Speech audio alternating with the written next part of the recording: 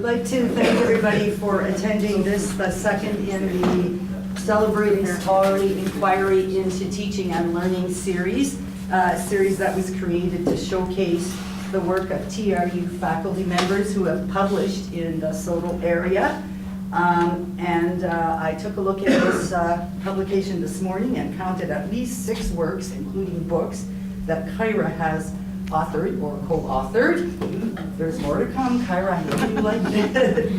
Few of us at TRU were surprised earlier this year when Kyra's EdDoc dissertation, Are We Graduating Global Citizens, was announced as the 2014 winner of the George L. Geist Dissertation Award from the Canadian Society for the Study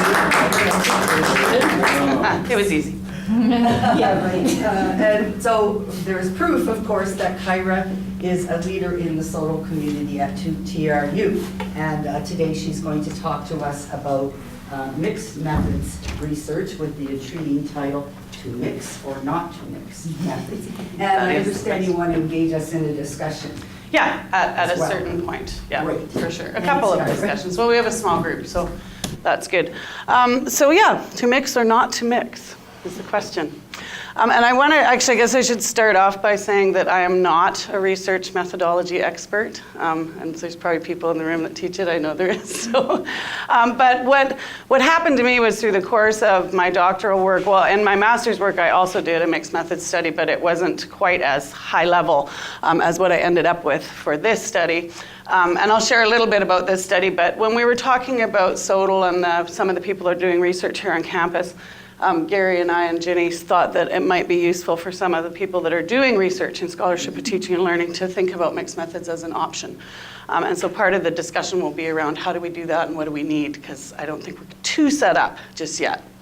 So when you say Sodal, that's Scholarship of Teaching and Learning, yeah. So there is a group on campus that are involved in doing scholarship of teaching and learning in their own, around their own classroom practice. But there's other people that aren't in that group that are also engaged too. So just a little bit about mixed methods. It says here that it's not been without controversy. And it was really interesting to me when I was reviewing all the literature around mixed methods, how much controversy there was. And it was quite interesting because it sort of came out, there was the 2 camps, and I'll talk a bit more about that, but particularly in social science, the use of mixed methods has been rising, but there's an awful lot of people who say it's good or it's bad, and there's really a bit of a divide. So as a formal approach, it started to really become more popular during the 60s, mostly as an alternative to either just quantitative or just qualitative, or just positivist or constructivist, which I'll explain in a minute. Whoops, I went backwards. So there's been this division between these, they refer to in the lit as paradigms, and I've got another screen that talks more about that. But it was sort of in response to the more dominant positivist tradition that sort of was throughout social science and hard science research, where there was challenges to that in the 60s and 70s, and rising out of that came more post-positivist. So the positivist tradition, I'm going to explain a bit more, but it was really about being value-free, right? Having very little values involved, very objective, very much science-based. And then post-positivist kind of arose as a challenge to that, in that they admitted that there were some values that needed to be included in the research paradigm. And then, of course, constructivists became associated with qualitative research, but it doesn't necessarily have to be. But those were the challenges to the dominant positivist tradition. So this is referred to a lot in the literature as the paradigm wars, right? And instead of thinking about it as qualitative or quantitative, it's better to think of it in terms of a research paradigm, because quantitative and qualitative are techniques. They're not really paradigms in terms of how we approach the research, but they are associated, as you'll see.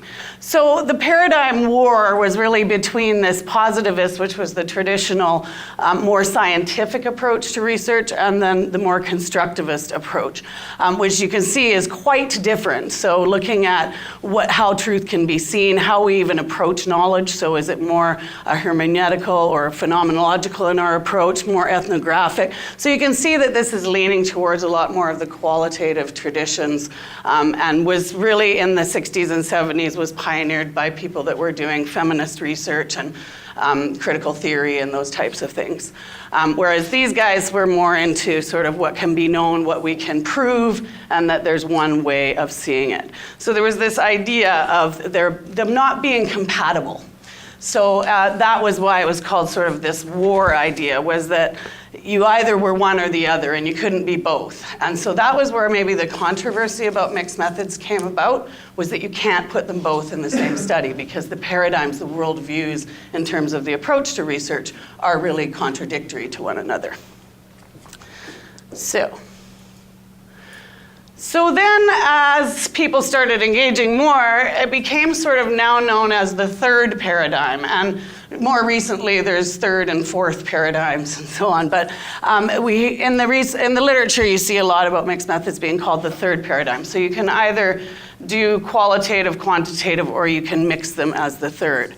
And this is seen as a pragmatist orientation initially, and I'll talk about the difference between these two orientations in a minute. I thought it was really interesting. Anybody who's looking at research methods, particularly social sciences and education, will have heard of Cresswell. And I thought it was really interesting that even in 2008, he has these urgings to anyone who's using mixed methods, particularly students, that they should really tell readers what it's about and justify why they're using it, because people won't understand. And I thought, well, that's kind of interesting, because in 2008, you would think that we wouldn't have to really explain why we're using mixed methods. But I did. But then I found this, so this is why I think it's interesting that Cresswell would say that. So Elise and Tedley did a survey of all social science research in 2010, and they found that in education, 24% of all studies are mixed methods. Right? So why we have to explain it, I'm not sure. But, and even in the applied disciplines, it was 16%, and the pure disciplines were 6%. So a lot of people are doing mixed methods in social sciences, but it's still not entirely accepted as a proper way of doing research, I guess. And then Simons and Goddard, I think this is interesting. They're claiming that funding bodies might start to prefer this approach because there's a lot of people who think it is a more comprehensive approach, or there's several camps, as you can start to see. So if this is the case, we're in business. So I mentioned there was this idea of a pragmatic approach, and that was the beginning when mixed methods started to become more accepted, because it was seen as a more pragmatic way. So it was seen as useful, right? So it allowed people to adopt the methods to answer the question, right? So it wasn't about we go in with a pragmatist or a positivist paradigm and we have to answer the question using quantitative measures when that doesn't really answer the question, or the other way around. So it was really looking at what is the best methodological approach to answer the question that we have. And so it became known as being a very pragmatic way of approaching research.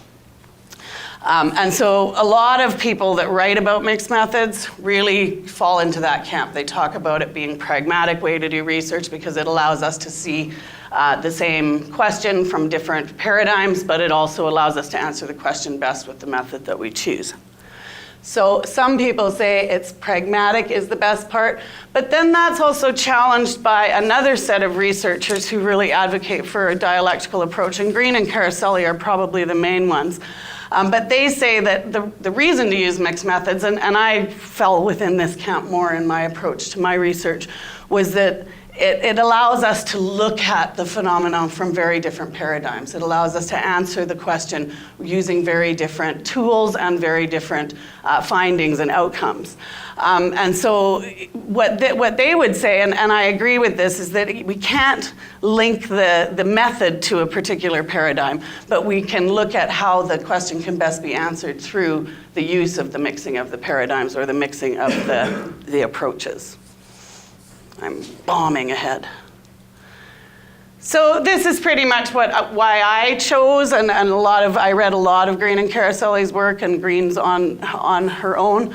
But the topic that some of you might know I was looking at was intercultural development and perspectives of students around intercultural and global learning. And so, the mixed methods really made some sense because I could look at it from multiple perspectives, and their multiple perspectives, but also the actual methodology embraced diverse ways of knowing, different ways of representing the same thing. And so I had quantitative data that represented something in a very sort of scientific and objective way, but I also had qualitative data that sort of reinforced, and they move back and forth, and I'll explain that a little bit too. So this is where mixed methods gets really scary. So if you're looking at mixed methods textbooks or books about it, there's so many typologies and models and diagrams, and I'm going to show you some examples just to see how your head can really start to warp when you're trying to choose a design. And so there's these typologies for the design and then models for how to work through the design. In the end, they all really come down to sequencing, weighting, and how we integrate the different elements of the methods, right? So what are the design choices? So I tried to make these a little bit simpler than they might be. Green and Caroselli started with what they differentiate between two approaches. One was components. So we have the quantitative and the qualitative, and they're discrete. They're distinct throughout the study. And then at the end, those two data sets get mixed for the analysis. So it's typical of like a triangulation approach or complementarity, expansion designs, that type of thing. So we keep them separate, and then in the analysis, we join them. And then they also saw that there was something they called integrated approach, where the methods are influencing each other throughout. So from the design through the collection into the analysis phase. And they saw this as more approaches that are embedded, holistic, or transformative. What gets really confusing, and it might in the next couple of slides, is that each of these scholars in the field of mixed methods use entirely different language to talk about things that are sometimes quite similar, right? So here's these guys. So they break it out, so you'd see that this would be component and integrated, like Green and Caroselli said, right? And then they talk about these being explanatory or exploratory as well. So they broke it into these 4 different things. So triangulation is similar to the component we just looked at. And they identified that the reason to do this is because it strengthens inferences. This is a really big piece of mixed methods, is that the 2 data sets can really strengthen the findings of the other one. So each set or each approach might have some weaknesses, but they can offset by using them both. And then embedded is a little bit like Green and Caroselli's integrated approach. So it's collecting the data concurrently and how they support each other and turning into one primary set. And these guys talk about exploratory and explanatory, and I think it's kind of interesting when you see the diagrams how they differentiate. But so in the explanatory, they start with the quantitative data, and then that has maybe some weaknesses or holes, and so the researcher realizes they maybe need to develop a qualitative, to collect qualitative data as well. So it becomes like a 2-phase thing in which the first part creates the need, the quantitative study creates the need to explore further through a qualitative measure. Does that make sense? Okay, and then exploratory is the opposite. We start with the qualitative data, and then we need the quantitative data to help explain what we saw in the quantitative data. So these are sort of sequential designs, whereas what we saw here, we're kind of collecting at the same time. Whether they're talking to each other or not, I guess, is the question. So these guys, I couldn't even think of making a design. They have a dozen. And there are all these diagrams and so on that honestly, it made my head spin a little bit because, as I mentioned, some of them are talking about the same thing but with using different vocabulary. And in the end, if you really take to heart that what you're trying to do is best answer the research question, then all of these design typologies kind of don't make sense to start with. But understanding the choices, I guess, is important in kind of informing how you're going to move forward. So these are a couple of the diagrams just to give you a sense of what you come across. And this is Cresswell and Plano Clark's most recent book. And in this one, I think there's 6, so it's not the 12. But so this one, you can see they call it convergent parallel. It's a little bit like the integrated design that I mentioned before, where both data sets are collected, compared and related, and then interpreted. And then here's where they break out between explanatory sequential and exploratory sequential. So do we start with quantitative and then have to create or follow up with qualitative? Or do we start with qualitative and then build up to being able to create or use a quantitative measure to explain what we found? And then in this one, they call it embedded, which I think is interesting because it's a little bit, again, like the integrated. So I couldn't, in my mind, figure out what's the difference between parallel, collection, or embedded.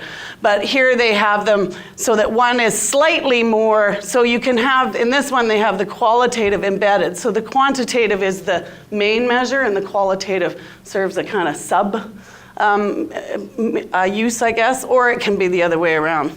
And then they talk about transformative, but it's interesting because their framework is exactly the same as the exploratory one in the previous slide. But with the transformative paradigm, which is, so we had the positivists and the constructivists and the pragmatists. Transformative is seen by some people now as the 4th paradigm. And what it really is talking about is the design might not be that different, but it's really informed by critical theory quite often. And so it's seen as an emancipatory paradigm in which we're looking at social justice issues or things like that in the research. And then they have this, which I think is where really mixed methods started, was that there were 2 separate studies that then grew into a 3rd one. So we had this sort of multi-phase thing. So isn't that confusing? Yeah. Nice, hey? So here's my question to you guys. Just based on sort of what I've shared so far, or your own research, or research that you've read, what do you think would be the benefits and challenges if we're talking about is it worthwhile to mix methods or not? So let's take a moment to discuss with someone at your table. How's that? Write down a couple of things. What do you think? So you might automatically say, oh, there's a benefit, or you might say, ooh, that looks challenging. So what do you think would be the reasons to mix or not to mix? Dr. Gary.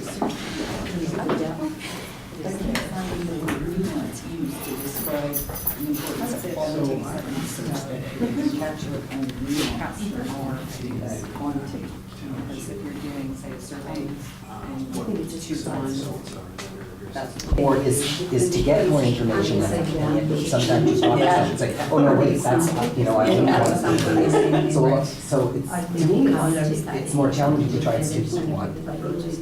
Yeah. But yeah, to me, the challenge is actually telling. Well, I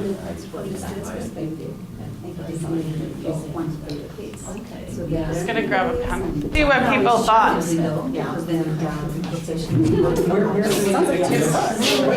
I'm gonna write your ideas up here, and then I'll tell you what I think. And you had the same, geography and environmentalism. So I'm looking at pens. yeah, well, that's just a Okay, let's hear what your thoughts were. These guys had a really interesting conversation. There's a paradigm war in his department. Oh, in his disciplines. We all get along. There's a paradigm war in lots. Oh, no, don't create something. We don't talk enough. Do you guys want to start? Maybe one pro or one con that you discussed?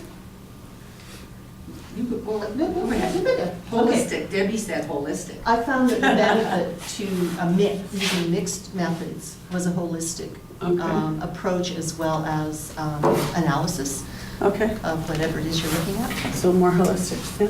That's one of the arguments for sure. Yeah. And which may be another way of saying that the 2 methods are very complementary and support each other. Okay. They can. Yeah, and it's interesting because, that's the way that I see it, or that's the dialectical idea, right? Whereas this idea that they're incompatible is also very, very strong in many camps. Allows to have more deep insights into your data. Yeah. Nuances. Can raise questions you won't answer for one paragraph. Right? Like raising new questions? New questions and new data.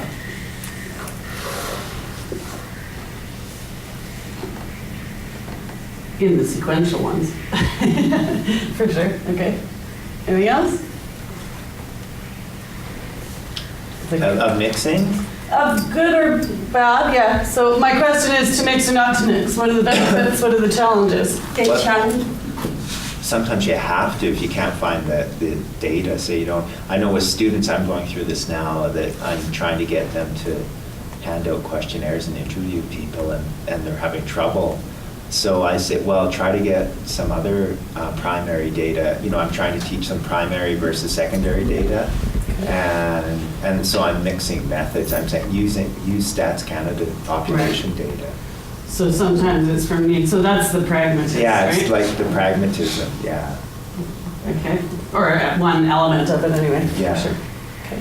in terms of challenges, I think is, well, it requires higher expertise or broader expertise, actually, because then you have to be proficient in both methods. Yeah. And you have to really be flexible to be able to put your head inside when you are working with qualitative data. You really need to wrap your head around in a very different way than when you're working with quantitative data. And so that needs almost cognitive flexibility. Yeah. Well, it is, and I think that's what, that quote from Green and Carcelli is pointing at, is that, and especially when we're studying things that have those variations too, right? And also time, because obviously then it's going to be more comprehensive, so that immediately implies more time. Uh-huh. Yeah, maybe something like a complexity of the research design is higher compared to if Yeah. you're using just one or the other. And that's where, even though some of those typologies are really mind warping, it's important to consult them, because if you don't have the design proper, you might not be able to integrate the two data sets, right? Right. You may have to change your research questions or hypotheses. Is that a pro or a con? That's It's the time thing. Yeah. Well, to start with, in the qualitative data, many times you don't go with the hypothesis. Yeah, I was going to say, so you wouldn't even have one, Mine's right? more positivistic Yeah. than, Yeah. yeah. So what do you do? But if you had a hypothesis attached to the quantitative outcomes and it didn't work, then yeah, you'd be in a different position, sure. I suspect you'd have to be able to defend your choice of using both mixed. Oh, yeah. To your peers. So being able to, and I guess not taking it personally, I don't know what you'd call that. Yeah, because in some ways, if you just take one approach, if you take a positivist approach and you do pure quantitative study, quantitative study, there's very few questions, right? The data is objective, it speaks for itself, right? So I think when you go more constructivist or qualitative, you already get those questions, but the mixing of the two, you need another barrier because some people believe they're incompatible. But that's where I actually see an advantage, because when you start with the positive paradigm, your question is very precise, Yeah. right? Because you are going to find, you are aiming for precision, you are aiming for generalization. Yeah. Yet, then you are in the middle of the study, and then you realize there were things you weren't able to anticipate. So you didn't formulate your question, and you didn't design the study in a way that will capture those things. But if you have the mixed methods, the qualitative piece allows you to do that. Yeah. Because the qualitative piece is a kind of, you cannot determine from the beginning exactly where you are going. For sure. You're just exploring. Yeah. So.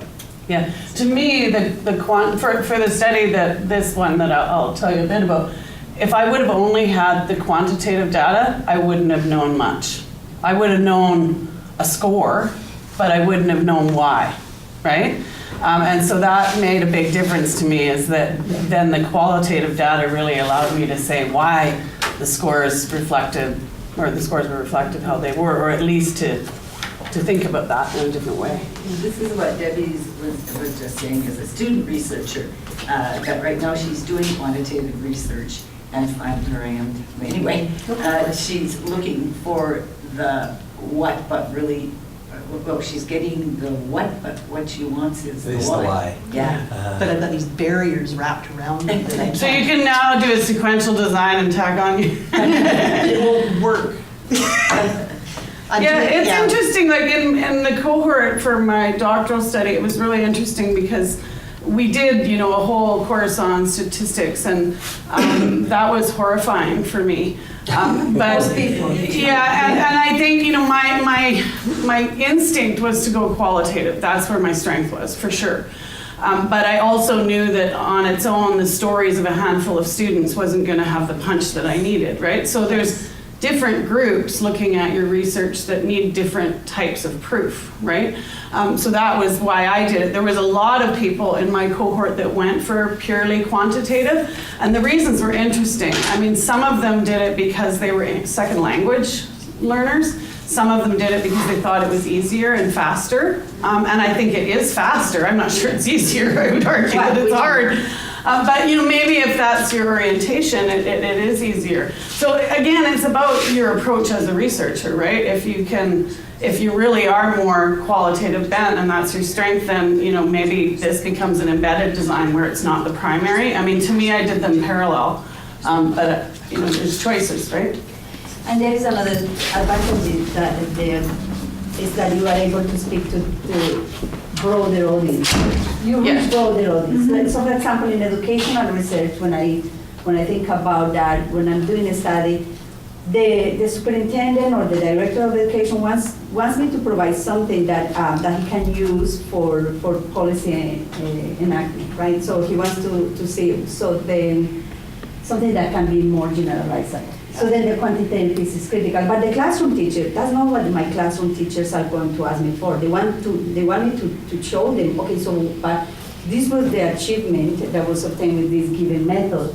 But what happened exactly in those classrooms that allowed that class to obtain higher scores than this one? So then that is the qualitative piece that would allow me to provide. And that's another divide, right? Mm-hmm. Yeah. I think that's another divide. I was telling these guys I was just writing an article about practitioner-oriented journals that I was asked to submit, and when I was looking at it, it became really clear that the researchers are providing information to someone other than the practitioners in many cases, right? So the practitioners don't necessarily want to engage with all of those pieces, but they do result in policy changes. And part of that was the reason why I wanted to do this mixed thing too, because I needed the numbers and large numbers in order to convince people that we need to do something, right? Just having the stories to me shows a richer and broader picture, but it wasn't enough on its own. So yeah, so I have some what I thought were benefits and challenges. Oh, I've got them all up there. So yeah, provides a better picture, diverse answers to the same problem. The satisfying various stakeholders that we were just talking about, to me that was really primary in having this approach, was that I needed to appeal to people who needed the numbers, but also to have something that told the story more deeply. And just this rich representation of complex issues. What I was studying was pretty complex in terms of perspectives, but I could also use an instrument as a measure that would show something to the people who needed that piece. Time, huge. And I think, time for me was a major one. In some ways, it's like conducting two separate studies. And I know, again, from people that were in my cohort that went with just quantitative measure, they were done. And I was still wrapping my head around multiple regression analysis. But yeah, and somebody brought this up, that you have to really understand both approaches. And so, the first couple times around, that's a lot of work. And then I would say cost was an issue for me as well, because I needed to have instruments. I wasn't designing my own instruments, so to have a valid instrument that I had to purchase. And then also I had to feed all those students in the focus group. So in the end, there was costs associated with the two different approaches that needed to be dealt with. So this is what Tashkori and Tiddley would say are the reasons to mix, because we address a wide range of exploratory and confirmatory questions. So a lot of time we see these as two separate pieces. The qualitative explores and the quantitative confirms. And in this way of mixing, we can do a little bit of both. And stronger inferences, of course, because we can infer the two data sets across. And then finally, there's more opportunities for different views to be seen in how we interpret what's really happening in the phenomenon. So for social sciences, this makes sense because we can see these things from different perspectives. And then, so this was what I chose to do, is what Green and Caraselli called this blended integrated design. So the methods were implemented at the same time concurrently, and the integration was intentional at different stages. So I didn't wait until the very end to put them together. They were kind of, and what they say is that the data sets and the instruments and so on kind of have a conversation with each other as you're going through. And that was really what was happening to me, because I was collecting data concurrently, and I was looking at sort of things, preliminary finding or preliminary data sets, and sort of starting to see how things were fitting and looking at those two things differently. And to me, that was a really rich experience. If I had only had the focus group data, or if I had only had the scores from the instrument, I wouldn't have seen either of them in those different lights. So it was, I think for this study, it was a good choice. So I had the thematic and content analysis of the conversations, and then I had the analysis of variance, statistical analysis, and together then they came to really be the main findings of the study were when those two sets were mixed. And so one of the main things was the overestimation of competence amongst the sample, and that was shown through the statistical data or the quantitative data from the scores and the t-test. But in the focus group data came in on the sides, and what they said, they talked about these things. So there was another way of seeing it, and the reasons, maybe their perceptions of why these things were, and also how there was a real discrepancy between what they said they thought was important and what they actually did in the focus groups and how they treated one another, right? And then the other one was that their development wasn't systematic or comprehensive across the disciplines. So I found that it was statistically significant in the analysis of variance, but the reasons why came in because they talked about the absence of these things in the curriculum, and that the pedagogical approaches were limiting in how far they could go in their development. So there was more, you could say the why, as you said, the what and the why became quite clear. So here's my last question in the last few minutes. So, I mean, I'm not sure what you think even about doing mixed methods, but to me, for SOTL research, I think it's a good approach because, again, if we only have interviews with 10 students, that tells us a story about maybe one class at one point in time with one instructor. If we have some quantitative measures that can support that or work with it, it might show us something different. And so to me, it's a good approach. But I also think we're limited in being able to do this at TRU, and it might be just my perception. You guys might have tapped into some other resources that I know nothing about. But I found myself going around begging people I knew that were economists or mathematicians to please sit with me and help me figure out this part. I don't think we have a good support for people that want to do this type of work, but maybe I'm wrong. So I'm going to sit and discuss with you. What do you think? Do we have good support, or do we need something? Ginny? Well, I don't know if we have it as often as we'd like it, but it seems to me this is a good way to involve students as research assistants for us, and that type of thing. I know some work that I've done, I've got arts research awards for, but that award wasn't like for the student to be involved, but that award was canceled when arts budgets were frozen. Right. So students as research assistants. Yes. Yeah, and particularly for the quantitative, well, depending on the ethics, but students can't always be reading other students' stuff. No. Yeah. Kyra, I know the software that you used, or that is... That I've been begging for the last year. That is robust. We're getting some. For analyzing your call. I kind of wanted an update. What's the status? So I just got an email, NVivo, I just got an email last week. Are you guys familiar with NVivo software? So apparently we're getting some limited licenses on campus that'll be shared. I got one. Yeah, I got one now, but then it'll move, we have to, you know, as soon as you're done with it, you move it on.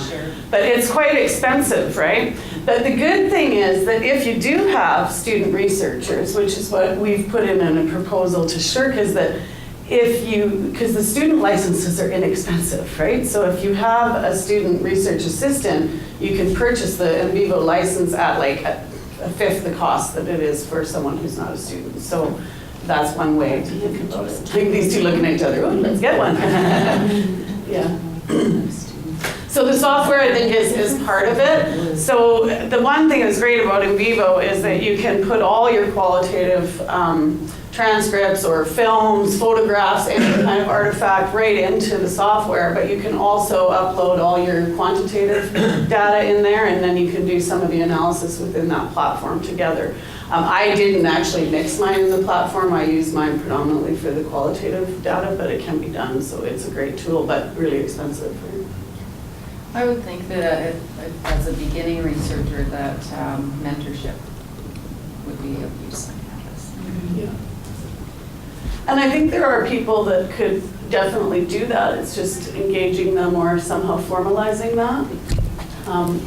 Because, you know, I was calling Peter Segaris at midnight and he was hanging up on me. Well, but there is the thing, I think there has to be, sure, mentoring is helpful, but can start becoming quite an overload for people who, on top of all the increasing responsibilities that we've been confronted with, to some extent, it's not even fair. So we need. So I think a person within the Center of Teaching and Learning Engagement or within the research, somewhere there should be a dedicated person whose job and specialty is in mixed methods, so that that person can provide assistance to both qualitative and quantitative researchers in data processing.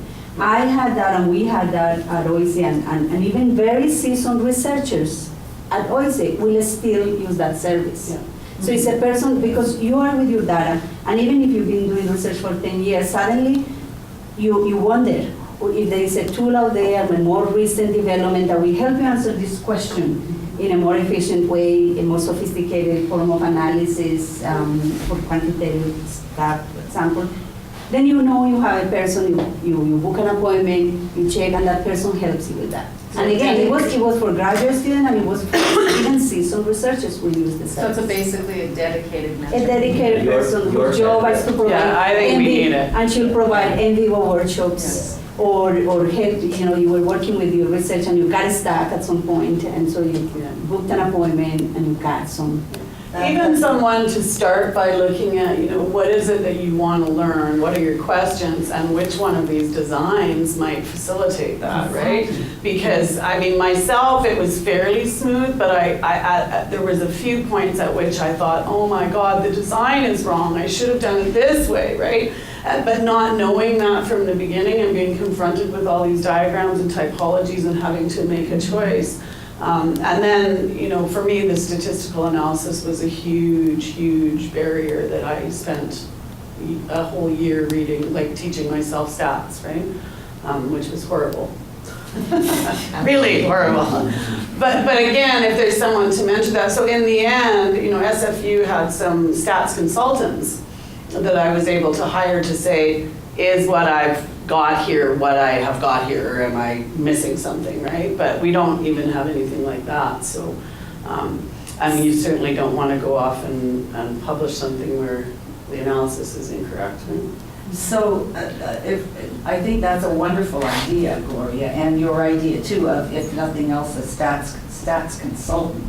Are there other things that we can do, sort of, let's say in an ideal world, in addition to those things? Because as Gloria said, the idea of just going to a colleague, that can get burdensome to the colleague. Are there other things we could do to reward individuals or groups of individuals who provide this kind of assistance? Well, it's a kind of a dream that we would get a dedicated person. I know, that's why. I mean, it's wonderful, but maybe there's a way that we have some release. Like, so for example, right now, Mohammed Mabobi is a provost fellow, he's focused on student engagement, but really, you know, he could probably walk a lot of us through this and make some sense of it, right? Okay, so But there's something. but that's not his role right now, right? Yeah, right. But maybe if there's some other release for faculty that have a lot of expertise either, I mean, I know there's lots of people in arts who have a lot of expertise in mixed methods, right? Right, And- right. And also in education, probably people that are teaching methods courses might be able to support, but not off the side of their desk, right? I think that's a sustainable model, I guess, to follow up on your thing, that it's Yeah. not very likely that we would get a dedicated person, that's the thing. But it's in the strategic university plan that the university raises the research capacity, so this should be. Oh, yes, for sure. Yeah, Sure. there is. Just We don't doesn't even make have sense that. that we- Well- Why we have to fight for this if it's in the plan. One thing actually I want to ask people is, do you know where you can get SPSS now? Because I was trying to teach it to my students, and we used to have a license, Yeah, and we don't, that's, it's Minitab now. It's not in the Minitabs. lab, the labs. we have Minitab now, because that's. Minitab's on the IB computers in the labs. Because SPSS is so commonly used, and I used it about 5 years ago, actually around 10 years ago, we had a license, and then they, you know. Yeah, we The didn't have when I computers- did The this. computers in the third floor have a license. For SPSS? Yes. Oh, so we can all use it? In Yes. which Oh, really? building? Yeah, well, up until the summer, my research assistants were Really? working there Okay. using SPSS. In which building? In arts and education. Okay, because I used the ones in IB and they didn't have SPSS on them. Really? Huh. Oh, wow, They okay. only had one. Because that's so. So I mean, this is the other thing, right? We don't even know, right? Yeah. So I mean, I use the ones in IB because Peter Segaris was supporting me, and he's probably one of the people who does the most statistical analysis publication on campus. He doesn't even know that we have SPSS in another building, because he told me we didn't have it. So this is great to know. So, yeah. And again, as of the summer, I hope the license was really Yes, now, but yes.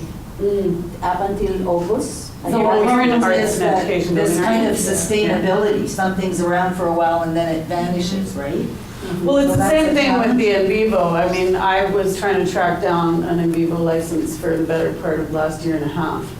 And it gets dropped, people don't respond, and then it's like, oh, so-and-so might have one. And then you're running around emailing some strange person you don't know saying, are you done with that in vivo? You know, it doesn't really work. I mean, even workshops, my sense is now there's a real growing use of R on campus. I know our students are going Yeah. through that, and Right. and I know in the hard sciences, and our department is one of these. As I mentioned, it's we're both on the qualitative and the Yeah, quantitative side. you guys would be And- great. And it's been that way for 100, since the 50s, I guess, since the quantitative revolution. And, but in our department now, we teach students R, and it has a lot of really good practical applications, especially in the hard sciences, but they don't even know what SPSS is, and they don't have a really good working knowledge of Excel, and Excel has some amazing potential. A friend of mine is a derivative trader for, he works for HSBC now, but he used to trade for another bank, and he uses Excel to build all his models. So I think if we had workshops and all Yeah. the software for faculty workshops, Yeah, that I would be. think this center can facilitate Yeah. some of this, even, like I'm thinking about some of the people who are doing the scholarship of teaching and learning work, and, some of those people I know, and I'm pretty sure that they don't know how to do stats. So, we've got a lot of people using surveys, but they're not doing any kind of analysis on the data. They just go, there's a yes and a no, right? And so we could have much richer findings if people actually understood that there's a few pretty simple statistical tests you could run on those survey data to get something more substantial. But yeah, Yeah, like now. like I don't think mixed methods is having a Yeah. survey and an interview, right? I mean, they're both telling the same thing, really. But if you can. I remember about 5 years ago, Nan McLean had a workshop on nudist software and, for qualitative analysis. And she taught qualitative methods, but she's retired now. Yeah, because she was teaching in vivo in her class Yeah, at one point. yeah. She would. And I think she had a workshop. Maybe it's like about identifying who's got some expertise with these Yeah. different instruments and could run some workshops. Just practical things. Yeah. What did you say about the program that's going to be gone as of March? Oh, that's the survey program. I know it was in, now you've got me. Vovici? Novici, yeah. Vovici. Oh, we It's did gone our at the end of March, institution. apparently. Yeah, but that's because there's going to be a provincial level solution that's going to replace it, that the ministry will provide at reduced cost that will serve the whole province. Yeah, so that's kind of what's developing. Better get our data off there. I think it'd be great to have these software workshops for faculty as well as students, because students are wanting to learn how to use the software as well. And I know, I don't know if you know Gilles Biot, he's one of our colleagues, and he teaches students, and he's one of the positivists, he teaches students Excel before they analyze data, population data. And if they knew that ahead of time, how to use Excel, I think, the library downtown offers courses on using Excel. I think it's something that, all students should learn how to, just for organizing data. That's actually, that becomes pretty important too when you have people who organize in their minds different ways, Yeah. right? Well, and even the qualitative stuff, I mean, there's a lot of people doing focus groups without really understanding the protocol of Yeah, focus or groups, just like right? on So- ethics, Yeah. like how to fill out. I had to ask other people when I went to grad school. I guess it was so long ago that I didn't have to go through ethics. It was only when I came here, and so I had to learn from the beginning. And I know now it's part of curriculum, but it wasn't back, even in the 90s when I went through.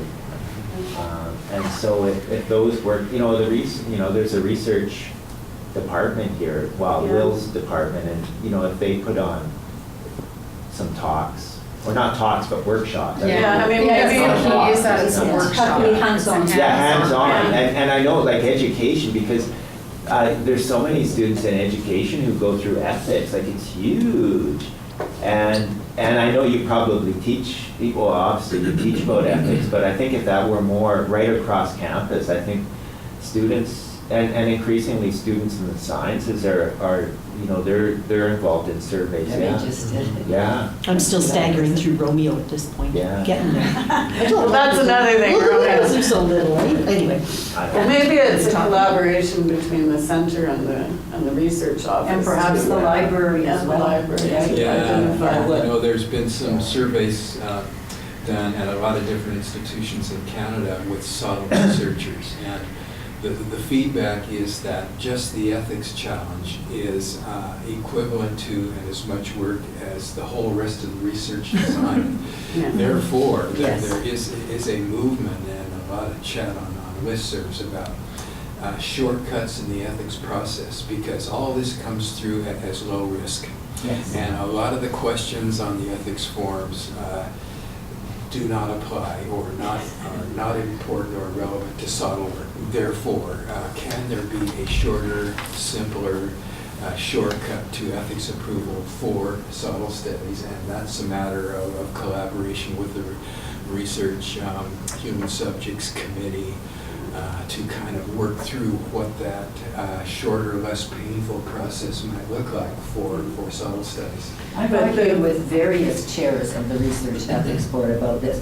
Actually, not in the subtle context, but in the literature context. When you interview a playwright and you have to go through that process, it seems to me that's ridiculous. And I've tried to make that point. Can there not be a modified, simplified? But it's always fallen on deaf ears, and I wonder if that's because of the technology, like we're being tyrannized by Romeo, essentially. I'm quite serious. I have a bit of a strong, as some of you know, that's strong right. feelings about that. Yeah, the software shouldn't be driving the No, process. no. It should, Yeah. should Well, help it us does, you're out, trying to right? get round pegs into square holes, it seems Yeah. like, you're trying to make it sound like you know what you're doing. I don't know. Yeah. It does to make the turnaround faster though, because when I did the ethics for this, it took like almost 2 months to even hear from the ethics Yeah, office. yeah. And that was before we had the research office with Romeo attached to it, but That's I looked clearly my recently, it's a what week or is something. And it Yes. goes through, Right. as long as we've got it all clear. Anyway, time for me to go deal with some plagiarizers. Thank you so much.